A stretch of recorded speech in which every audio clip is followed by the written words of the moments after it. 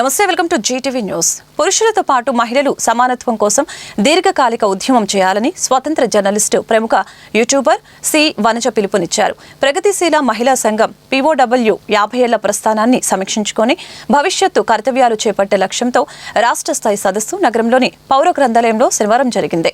మహిళా ఉద్యమ నిర్మాణంలో POW 50 సంవత్సరాల ప్రయాణం, వర్తమానంలో మహిళా ఉద్యమ కర్తవ్యాలు అనే అంశంపై జరిగిన ఈ సదస్సులో వనజ ప్రారంభ ఉపన్యాసం చేశారు. జీవితంలో అనేక రకమైన హింసలను మహిళలు భరిస్తున్నారని తెలిపారు. హింస లేని జీవితం లేదని, ముఖ్యంగా సామాన్య ప్రజలు దీనికి బలవుతున్నారని తెలిపారు. మహిళలపై ఇది ఎక్కువగా కొనసాగుతుందని అన్నారు. వాడు మగాడు ఏమైనా చేస్తాడు అనే ధోరణి ఇంకా ఉందంటే అర్థం చేసుకోవచ్చని తెలిపారు. అనంతరం లక్ష్మి మీడియాతో మాట్లాడారు. అన్ని జిల్లాల నుంచి జిల్లా కమిటీలంతా కూడా ఈ సదస్సులో పాల్గొనడానికి రావడం జరిగింది.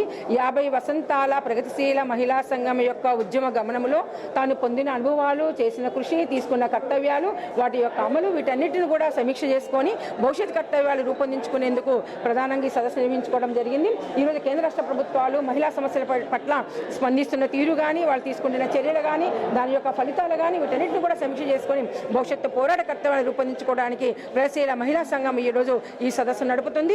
ఈ సదస్సులో చేసిన తీర్మానాలంటే మీద ఆధారపడి రేపు భవిష్యత్తు యొక్క పోరాట కార్యాచరణ అంతా కూడా రూపొందించుకుంటామని చెప్పి ప్రగతిశీల మహిళా సంఘం తరపున తెలియజేస్తున్నాం. ఈ రోజు అధికారంలోకి వచ్చిన కేంద్ర రాష్ట్ర ప్రభుత్వాలు రెండు కూడా పితృస్వామిక దృక్పథంతో మహిళల యొక్క పోరాట సాధించుకున్న హక్కుల్ని, చట్టాలని, పథకాలని వీటన్నిటిని కూడా అమలు చేయకుండా ఈ రోజు ఎలక్షన్ల స్టంట్గా మార్చివేస్తున్న స్థితి ఉంది. దీన్ని మేము పూర్తిగా వ్యతిరేకిస్తూ ఈరోజు ఆచరణలో అమలు కావాల్సిన అవసరం ఉందని చెప్పేసి పెద్ద ఎత్తున డిమాండ్ చేస్తున్నాం. మహిళా సమస్యల పరిష్కారం కోసం పోరాటం తప్ప మరొక మార్గం లేదని చెప్పేసి ఈ రోజు పోరాట మార్గాన్ని ఎంచుకొని అసమానతల పునాదుల మీద నిలబడ్డ ఈ వ్యవస్థని మార్చడం కోసం అనేక మంది వీరులు కూడా ఈ రోజు ఈ పోరాటంలో అమరులయ్యారు. వారందరూ కూడా స్మరించుకుంటూ పోరాట కర్తవ్యాలు రూపొందించుకున్నది ప్రగతిశీల మహిళా సంఘం ఈ సదస్సులో.